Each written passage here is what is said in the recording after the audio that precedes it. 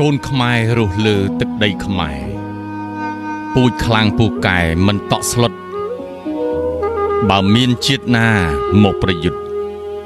កូនខ្មែរចិត្តមុតមិនរញរា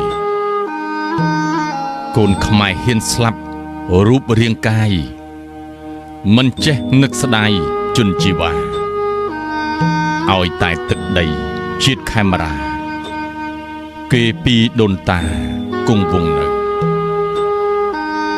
ទឹកចិត្តកូនខ្មែរខ្លាំងពេកក្រៃតស៊ូរាល់ថ្ងៃការពីផៅពូជពងដូនតាតកូនចៅខ្មែរក្នុងខ្មែរក្រៅរួមសាមគ្គីសពថ្ងៃដីខ្មែរគេជិះជាន់ចៅសៀមឆ្លៀនពៀនចូលពីធីធ្វើឲ្យរាជខ្មែររងវេទនា